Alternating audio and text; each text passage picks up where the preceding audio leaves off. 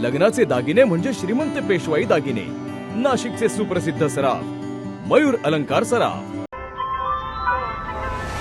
ताज्या बातम्यांसाठी नाशिक न्यूजच्या YouTube चॅनलला सबस्क्राईब करा आणि बेल आयकॉनला प्रेस करा।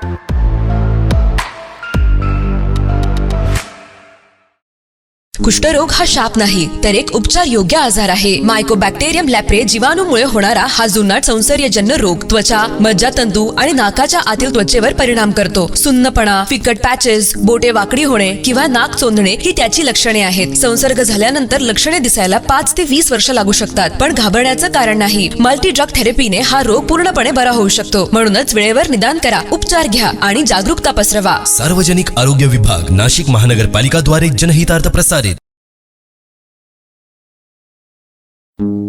नाशिक महानगरपालिका द्वारा एक विशेष सूचना। नाशिक शहरातील थकबाकीदार मिळकत धारकांना कळविण्यात येते की 23 फेब्रुवारी ते 5 डिसेंबर 2024 या कालावधीतील थकीत मालमत्ता कर एक रकमी भरल्यास शास्तीतून 95% सूट मिळेल। मालमत्ता कर भरण्यासाठी सार्वजनिक सुट्टीच्या दिवशीही सर्व वसुली कार्यालये सुरू राहतील। नाशिक महानगरपालिकेच्या मालमत्ता कर विभागाद्वारे जनहितार्थ प्रसारित। ऑल इंडिया स्टुडंट्स फेडरेशन अर्थात AISF नाशिकच्या वतीने सरकारी मराठी शाळा बंद करण्याच्या निर्णयाविरोधात 26 फेब्रुवारी रोजी आंदोलन करण्यात आले असून कमी पटसंख्येचे कारण देत राज्यातील सुमारे 18,000 शाळा बंद करण्याची प्रक्रिया सुरू असल्याचा आरोप संघटनेने केला आहे। कमी पटसंख्येचे कारण पुढे करून राज्यातील हजारो सरकारी मराठी शाळा बंद करण्याची प्रक्रिया सुरू असल्याचा आरोप आंदोलनकर्त्यांनी केला आहे। वर्षानुवर्ष शिक्षक भरती न करणे, मूलभूत सुविधा न पुरवणे आणि शाळांकडे दुर्लक्ष करणे यामुळेच पटसंख्या घटली असल्याचा दावाही करण्यात आलाय। शाळा बंद झाल्यास गरीब कुटुंबातील मुलांच्या शिक्षणावर त्याचा परिणाम होईल अशी भीतीही व्यक्त करण्यात आली आहे। लाल सलाम, मी comrade Harshali, All India Student Federation शहर सहसचिव। महाराष्ट्र सरकार जे महाराष्ट्रामधल्या 18,000 शाळा बंद करतंय, तर त्या त्यांनी बंद करू नये। जर त्या बंद झाल्यात तर गोरगरिबांचे शिक्षण त्यांना मिळणार नाही, गोरगरीब वंचित राहतील। आणि हा जो निर्णय सरकारने जो घेतलेला आहे की बंद करून खाजगी शाळा ओपन करायच्यात किंवा खाजगी शाळा सुरू करायच्यात, ज्या खाजगीकरणच्या शिक्षणाचं चाललंय तर ते त्यांनी थांबवावं। जर खाजगी शाळा ओपन झाल्या तर गोरगरिबांचं शिक्षण त्यांना मिळणार नाही।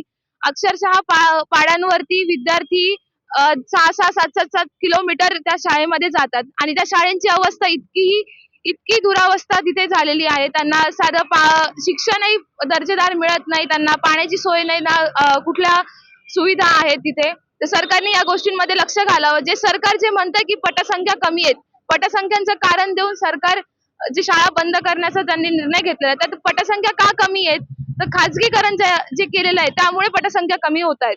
तर सरकारने या गोष्टींचा विचार करावा आणि ज्या मराठी शाळा ज्या बंद करतात त्या बंद करू नये। आमची मागणी हीच आहे की प्रत्येक मागासवर्गीय असेल की दलित असेल, जे नागरिक आहेत त्यांच्या मुलांना, विद्यार्थ्यांना शिक्षण समानतेचं मिळावं। जय भीम, लाल सलाम, मी Prajakta Kapadne, All India Student Federation Maharashtra राज्य सहसचिव।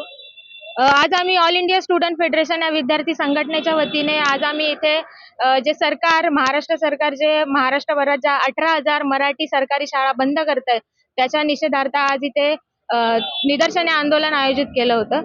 तर बऱ्याच शाळा सरकारने बंद केल्या आहेत। सरकारचं हे धोरणच आहे की गरीब अजून गरीब व्हावं, श्रीमंत अजून श्रीमंत व्हावं। आणि या सरकारी मराठी शाळांमध्ये शिकणारे मुलं कोण आहेत, तर वस्तीमधले कामगारांचे मुलं, पाड्यावरचे मुलं, आदिवासी मुलं, बहुजन वर्गातील मुलं आहेत। तर त्यांना जर शिक्षण मिळालं नाही तर ते पुढे कसे जातील, ते शिकतील कसे, याचा विचार सरकारने करावा आणि सरकारी मराठी शाळा बंद करण्याचा निर्णय सरकारने मागे घ्यावा। आंदोलनादरम्यान जिल्हाधिकाऱ्यांना निवेदन देत शाळा बंद करण्याचा निर्णय तात्काळ मागे घ्यावा अशी मागणी करण्यात आली। मराठी माध्यमांच्या शाळांचे अस्तित्व टिकवण्यासाठी शासनाने सकारात्मक भूमिका घ्यावी अशी ही मागणी यावेळी करण्यात आली। दरम्यान या आंदोलनामुळे जिल्हाधिकारी कार्यालय परिसरात काही काळ तणावाचे वातावरण निर्माण झाले होते। शासनाने लवकरात लवकर निर्णय घ्यावा, अन्यथा आंदोलन तीव्र करण्याचा इशाराही यावेळी संघटनेने दिलाय। संजय परमार, नाशिक न्यूज, नाशिक। ताज्या बातम्यांसाठी नाशिक न्यूजच्या YouTube चॅनलला सबस्क्राईब करा आणि बेल आयकॉनला प्रेस करा।